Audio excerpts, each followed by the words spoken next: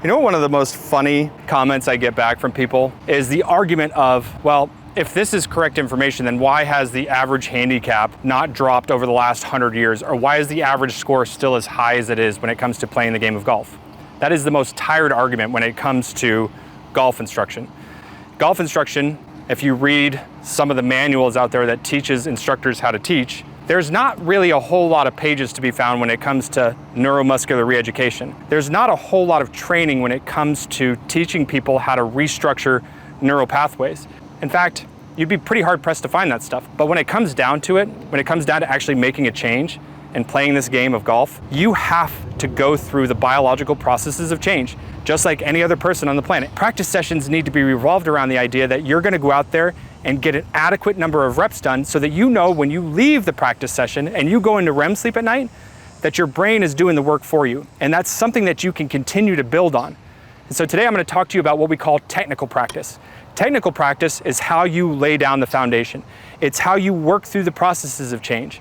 If you follow this plan that I'm going to give you today, you're going to start seeing that your practice sessions are a whole lot more meaningful for you, and you're going to start seeing changes show up on the driving range and the golf course on the sooner side. So there are two things that I like you to identify before you start your technical practice session. Before you even head out to the driving range, before you head out to the garage or wherever it is that you like to practice, you need to identify these two things. Number one, what it is that you're working on. And number two, how much time you have available to you where you're not going to face distractions. This sort of practice requires you to be extremely focused. No distractions. Put the phone away, tell your spouse or your kids you've got something very important that you want to get done. Okay, so let's talk about what it is that you're going to need now that you're out on the driving range or in your garage or at your net, wherever you are, and you're ready to start your practice session. You need to have a couple things here. First thing you need to have is you need to have a camera. I know a lot of us want to have a mirror, but remember, a mirror is good for you to be able to start looking at positions from a static environment.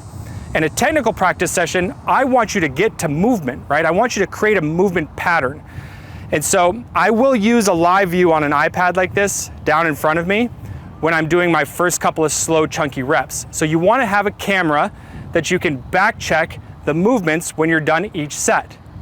The other thing that you're going to want to have is you're going to want to have discipline. Be disciplined in this process. Do not cut corners. Have discipline and also have the final component for your practice session, and that is the ability to enjoy the process. So many of you go out there and you grind and you grind and you grind and you make yourself miserable. You need to get into what we call kind of like a flow state. Be happy that you're out there working on these things. Be happy that you're starting the processes of change. It makes it so much more enjoyable for you to go through this sort of mundane stuff that you have to go through.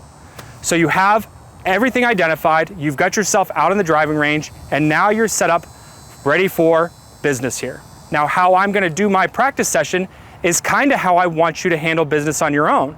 But I want you to watch, because I'm going to basically play around with my rep strategy to ultimately get more of the working reps when this is all said and done. Working reps is what matters the most here. I want 100, at least 100 working reps where I stay in movement. And if I do a really good job in a set where I stayed focused on the first two chunky reps, the second 3 reps that I've done between 50 and 80% speed are really focused, then I'm going to reward myself and hit a golf ball. I'm going to stop after the set, I'm going to look at it.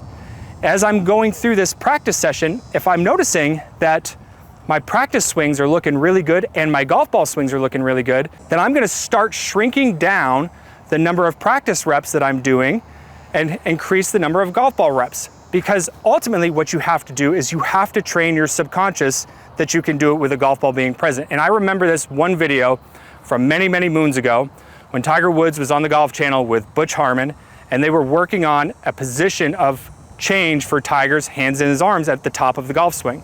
And Tiger's least favorite drill that Butch had him do was drilling up to the top of the swing and swinging down and hitting golf balls from a paused position. It felt unathletic to him. He didn't like it.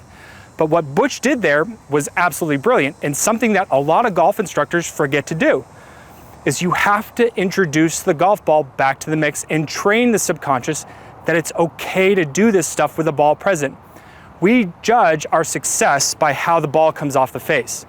We so much want to look at the end result before we actually put the work in. We're not gonna be worried about the strike and where the ball goes today. We're gonna be worried about what the movements look like. The ball and where it's going and the strike certainly is an important factor to this, but you have to put the technical reps in before you start getting into the performance reps where it really matters how you're hitting the golf ball. So how I'm gonna structure my practice session here is I'm gonna do 2 chunky reps, 3 reps that are gonna be done between 50 and 80% speed. If I'm committed during that entire set, I'm gonna hit a golf ball. I'm gonna stop, I'm gonna look at the set, and then I'm gonna repeat the process. So let's go ahead and get ourselves set up here. Okay, got a ball ready to rock and roll.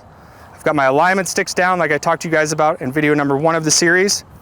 Okay, now I'm gonna be working on getting my lead shoulder all the way on top of my lead ankle. I'm not allowing any distractions. So 2 slow, chunky reps. Now I'm gonna do 3 slow reps, focusing on the position of the lead shoulder. Okay, good commitment on those first 2. Okay, 3 reps. Got up to about 80% speed. Feel really good about the focus there. Now I'm gonna hit a shot.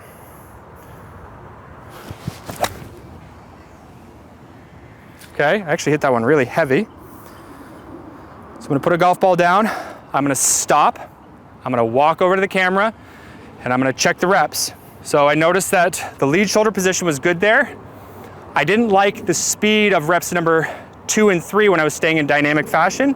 So I'm gonna slow those down just a little bit, just to be a little bit more precise. So I'm gonna start another set here. Okay.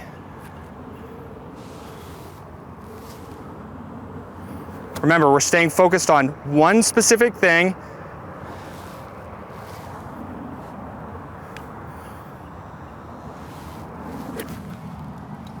Okay.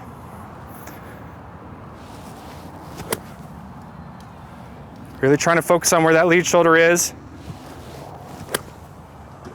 Okay. That felt good. I'm gonna hit a shot, trying to recreate. Okay, it was a little bit more solid. Stop, go back, look at the camera, repeat the process. So there you have it, folks.